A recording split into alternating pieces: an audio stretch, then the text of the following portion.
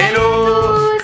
Bon ben voilà, on est de retour avec cette vidéo pour répondre à toutes vos questions. Donc on a un tout petit peu de retard, c'est parce que petit Selim a été malade tout le week-end. Oui, mais je suis encore un peu malade, mais ça va.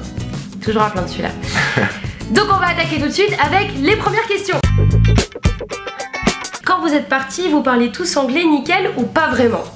Haha, ça c'est une question qui revient très souvent. Alors, comment dire, Axel avait un niveau exceptionnellement nul. What's the occasion? Why are we skydiving? Any certain reason? The reason? Sorry? What is it?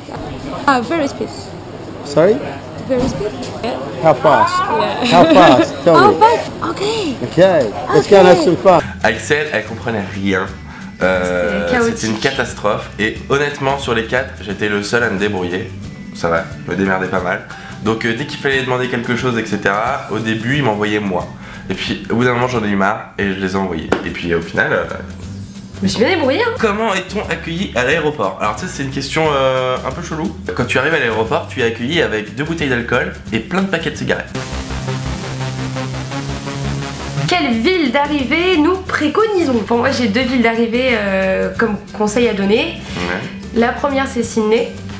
Parce que parce que ça reste un endroit quand même où il y a beaucoup de travail et où on est quand même payé normalement, on est bien payé. Ça permet de trouver du travail rapidement tout en s'éclatant parce que le coin est juste magnifique et il y a plein de choses à faire et il y a plein de jeunes du monde entier. Et le deuxième conseil sinon c'est Perth. Donc c'est plus sauvage, un peu plus petit, il y a un peu moins de backpackers, mais du coup encore plus de boulot et surtout très bien payé. Je suis d'accord sur Sydney. Sydney ça a été notre ville de cœur, on a vécu à Randwick. Donc si vous arrivez à Sydney, c'est juste incroyable. Essayez de partir un peu loin du N'habitez pas dans le centre. centre quoi. Voilà, allez vers Manly, vers Randwick, Coogee, etc. La deuxième ville, ce serait plutôt Melbourne. Bon. Bah si. Bah mais pas d'accord hein. La ville un peu plus européenne avec voilà, carrément européenne. Avec quand même le terrain de tennis au cœur de la ville. Non franchement c'est. Moi j'étais frustré d'y rester qu'une semaine. Et un choix complètement what the fuck, Darwin. Darwin c'est plus pour du fruit picking. Si vous voulez vous faire bouffer par un crocodile, parfait. Est-ce qu'il faut absolument ouvrir un compte bancaire en Australie? Oui, c'est mieux. C'est même très important, c'est même vital. Non. Si vous voulez être payé et si vous voulez pouvoir profiter des joies de l'Australie. Mais Selim a une astuce. Bah moi j'étais à la HSBC et HSBC c'est présent en Australie. Donc du coup j'ai appelé ma banque en France avant de partir et je leur ai dit voilà je pars en Australie, est-ce que vous pouvez déjà m'ouvrir un compte en Australie? Et ça a été fait en une journée. Est-ce facile de trouver du travail? Axel? Alors moi j'ai trouvé plutôt que oui. Après je sais qu'il y a différents cas. Nous par exemple on était 4 et c'est vrai que ça n'a pas été facile pour tous les 4. Alors la technique, ma petite astuce, c'est vous munir de CV. Alors des CV un peu pipotés, hein, n'hésitez pas, de toute manière ils vont pas appeler en France pour vérifier. On avait les plus beaux CV du monde en tant que serveur. Alors que je n'avais jamais fait ça de ma vie.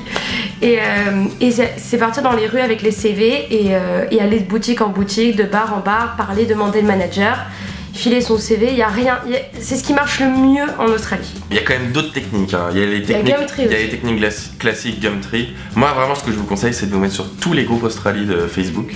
Parce qu'en général il y a plein de bons plans, plein de Français qui lâchent leur boulot et qui donnent les contacts. Donc n'hésitez pas à aller sur plein de groupes qui parlent de l'Australie, très important. Pour le fruit picking, je pense que le mieux c'est de chercher les bouquins qui ont toutes les adresses de fruit picking. Et je crois qu'il y a le guide du backpacker. Qui a plein de bonnes adresses. Qui a plein de bonnes adresses, que lui il a beaucoup voyagé en fruit picking. Ça a l'air comme ça quand on parle pas anglais, quand on a la flemme de se lever et d'aller chercher du boulot, ça a l'air d'être la solution de facilité. Mais ça ne l'est pas. Mais c'est pas forcément parce que si vous tombez dans un plan galère, vous pouvez vite vous retrouver sans argent dans un plan où vous bossez comme un chien et mal payé. Mais le mieux c'est vraiment d'avoir sa voiture et puis si jamais vous sentez l'arnaque au moins hop vous bougez, vous allez ailleurs. Exactement. Il y a une autre manière aussi de trouver du travail assez rapidement et assez facilement, surtout pendant les périodes de haute saison, c'est les resorts. Nous par exemple quand on était à Montkémia sur la côte ouest, on a rencontré des Françaises qui bossaient au Dolphin Resort. Et du coup leur boulot c'était de préparer les chambres, de laver les chambres. Et elles étaient bien payées en contrepartie de ça, elles étaient logées, nourries et puis ça va, voilà c'est le bon plan. Ça va un boulot de dingue quoi, sur la plage, avec les dauphins toute la journée.